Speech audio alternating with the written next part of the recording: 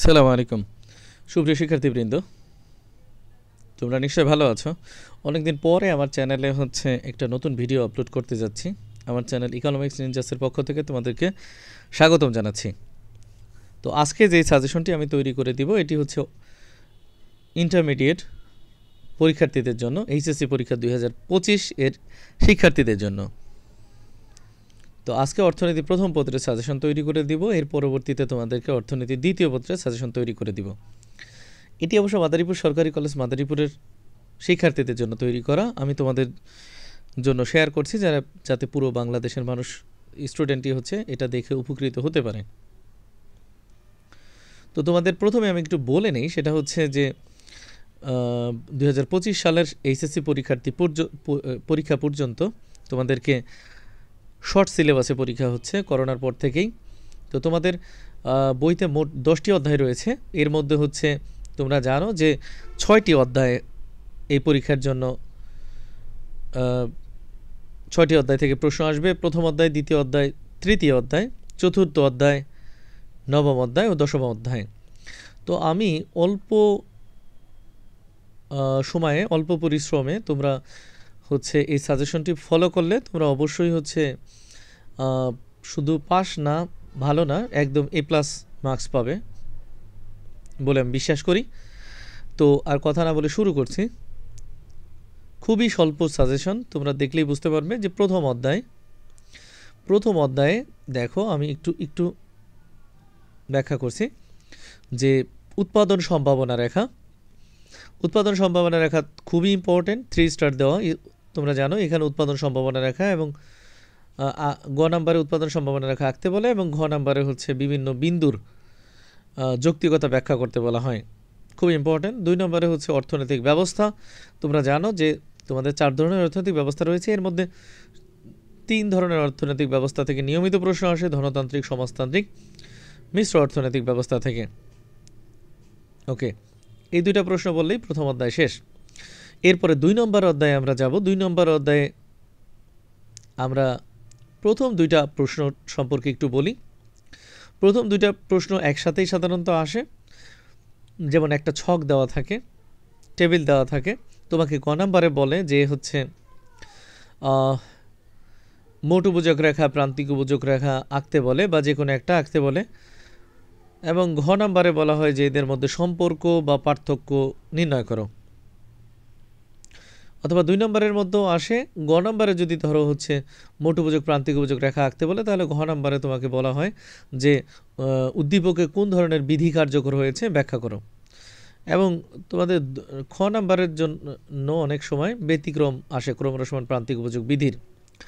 এরপরে 3 নম্বরে আমি রেখেছি চাহিদা ও যোগান রেখা নিয়মিত অঙ্কন করতে বলা হয়, অত্যন্ত সহজ।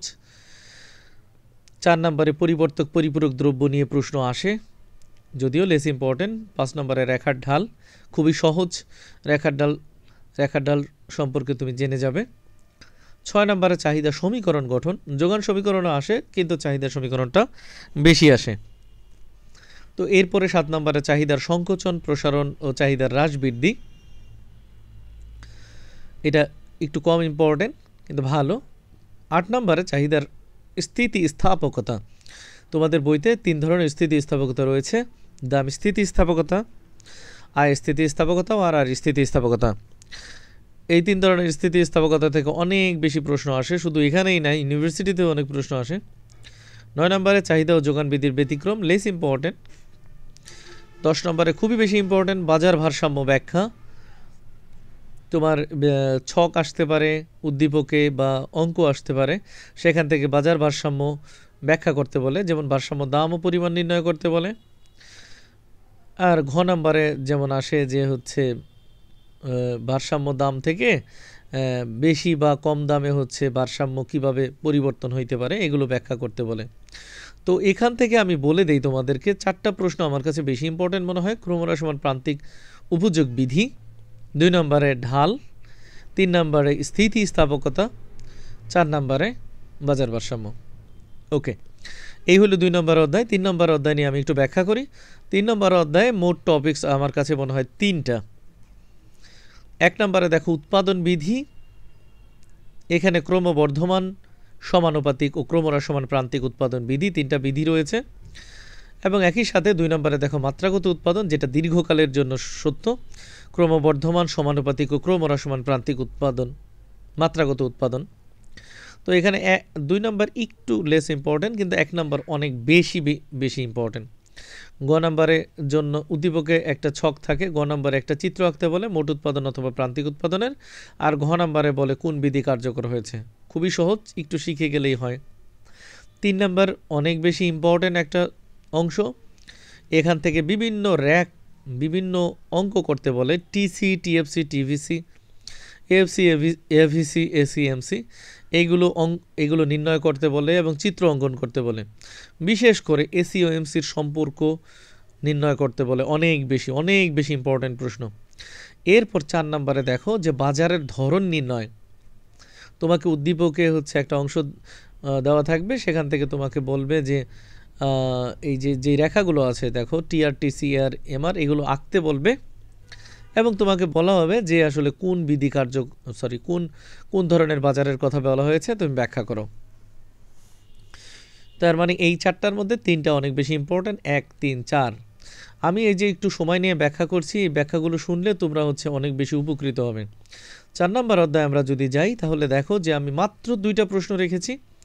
1 নম্বরে পূর্ণ প্রতিযোগিতামূলক বাজারে মোট আয়, মোট ব্যয়, মুনাফা বের করতে হবে এবং চিত্র অঙ্কন করা শিখতে হবে। 2 নম্বরে একই জিনিস, একচেটিয়া বাজারে মোট আয়, মোট ব্যয়, মুনাফা বেরকরণ এবং চিত্রাঙ্কন। এই 2টা হচ্ছে শিখে গেলেই তুমি হচ্ছে বাজার থেকে আর কোনো সমস্যা দেখা দিবে না। উদ্দীপকে সাধারণত এই সমস্ত ক্ষেত্রে একটা চিত্র অঙ্কন করা থাকে এবং তোমাকে এগুলো বের করতে বলা হয় এবং আরেকটু বলা হয় যে হচ্ছে এই ক্ষেত্রে ফার্ম উৎপাদন করবে কিনা। ওকে, 4 নম্বর অধ্যায় শেষ। আমি 9ম অধ্যায়ে চলে যাব। 9ম অধ্যায়ে দেখো যে 1 নম্বরে যেটা আসে জিডিপি, জিএনপি, এনডিপি, এনএনপি, এইগুলো তোমাকে বের করতে বলা হয়। খুবই সহজ, কয়েকটা সূত্র আছে, এগুলো সূত্র অ্যাপ্লাই করলেই তোমার এগুলো নির্ণয় করা হয়ে যাবে। এরপরে 2 নম্বরে দেখো ব্যয় পদ্ধতিতে জাতীয় আয়। তোমরা জানো যে জাতীয় আয় নির্ণয় করার জন্য 3টি পদ্ধতি রয়েছে, তবে 3 নম্বর যে পদ্ধতিটা ব্যয় পদ্ধতিতে জাতীয় আয় নির্ণয় করা হচ্ছে সবচেয়ে বেশি আসে পরীক্ষায়। তোমরা আগের ইয়ারের প্রশ্ন যদি ঘাটো তাহলে দেখতে পাবে। জিডিপি, জিএনপি, এনডিপি, এনএনপি এগুলো নির্ণয় করা শিখবে। 3 নম্বরে ভোগরেখা অঙ্কন, এটাও বেশ সহজ এবং শিখে যাবে। 4 নম্বরে দেখো সঞ্চয় ও বিনিয়োগের ভিত্তিতে জাতীয় আয় নির্ধারণ। সঞ্চয় বিনিয়োগ 2টা সমীকরণ দেওয়া থাকবে, এখান থেকে তুমি ভারসাম্য অবস্থায় 2টা মিলিয়ে দিলেই হয়ে যাবে, অথবা এখান থেকে রেখাচিত্রের সাহায্যেও এখানে হচ্ছে বের করা যায়। সঞ্চয় বিনিয়োগের ভিত্তিতে জাতীয় আয় নির্ধারণ করা সম্ভব। 5 নম্বরে দেখো আবদ্ধ অর্থনীতিতে ভারসাম্য জাতীয় আয় নির্ধারণ, কেইন্সের অবদান, এইটাও সহজ, শিখে গেলে হবে। মাত্র 5টি প্রশ্ন এখানে আমি দিয়েছি। দেখো 1 নম্বর মোটামুটি সবগুলোই ইম্পর্টেন্ট, 5টা জিনিস শিখলেই তোমার এই অধ্যায়টি বড় একটা অধ্যায় শেষ। এরপর আমরা 10 নম্বর অধ্যায়ে চলে যাব। 10 নম্বর অধ্যায়ে 1 নম্বরে মুদ্রার মূল্য পরিবর্তন, অর্থাৎ মুদ্রার মূল্য পরিবর্তন হয় কিভাবে, মুদ্রাস্ফীতি, মুদ্রা সংকোচনের মাধ্যমে, এবং এটা একটু লেস ইম্পর্টেন্ট কিন্তু আসে পরীক্ষায়। 2 নম্বরে মুদ্রার পরিমাণ তত্ত্বের ব্যাখ্যা, অত্যন্ত ইম্পর্টেন্ট প্রশ্ন। মুদ্রার ফিশারের যে মুদ্রার পরিমাণ তত্ত্ব, এটা এত বেশি ইম্পর্টেন্ট, এখান থেকে প্রশ্ন আসবেই। মুদ্রার পরিমাণ তত্ত্ব থেকে একটা প্রশ্ন আসবেই, বলে দিলাম। এমবি সমান পিটি সমীকরণের সাহায্যে করে ফেলা যায়, খুবই সহজ। আমি দেখি যদি সুযোগ পাই তোমাদের এই চ্যাপ্টারগুলোর উপর ক্লাস নেওয়ার চেষ্টা করব। 3 নম্বর কেন্দ্রীয় ব্যাংকের কার্যাবলী নিয়ে প্রশ্ন আসে। কেন্দ্রীয় ব্যাংকের কার্যাবলী এটা নিয়ে ব্যাখ্যা আসবে তোমাদের।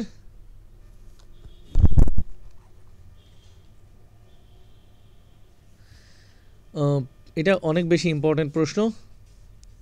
4 নম্বর প্রশ্ন দেখো যে কেন্দ্রীয় ব্যাংকের ঋণ নিয়ন্ত্রণের হাতিয়ারসমূহ ব্যাখ্যা করতে বলা হয়। এটিও অনেক বেশি ইম্পর্টেন্ট প্রশ্ন। কেন্দ্রীয় ব্যাংকের পরিমাণগত এবং গুণগত ঋণ নিয়ন্ত্রণ পদ্ধতি, এগুলো তোমরা শিখে যাবে। এরপরে 5 নম্বর প্রশ্ন বাণিজ্যিক ব্যাংকের কার্যাবলী। বাণিজ্যিক ব্যাংকের কার্যাবলী অনেক ইম্পর্টেন্ট, এটাও পরীক্ষায় নিয়মিত আসে। এবং 6 নম্বর এটা হবে দেখো বাণিজ্যিক ব্যাংকের বহু গুণিতক ঋণ সৃজন প্রক্রিয়া, যেটা অঙ্ক করতে হয় এখানে। এবং খুব সহজ একটা সূত্রের সাহায্যে এই অঙ্কটা সমাধান করা যায়। তো এখানে দেখো যে 1 নাম্বার বাদে সবগুলো প্রশ্ন ইম্পর্টেন্ট। মুদ্রার পরিমাণ তত বেশি ইম্পর্টেন্ট। কেন্দ্রীয় ব্যাংকের 2টা প্রশ্ন, বাণিজ্যিক ব্যাংকের 2টা প্রশ্ন। এখানে ঋণ সৃজনটা অনেক বেশি আসে। ওকে, তো আমি আর ভিডিওটা বাড়াবো না, তো বেশি বড় করলে তোমাদের কষ্ট হয়ে যায় দেখার জন্য। তো তোমাদের সবার জন্য শুভকামনা থাকলো।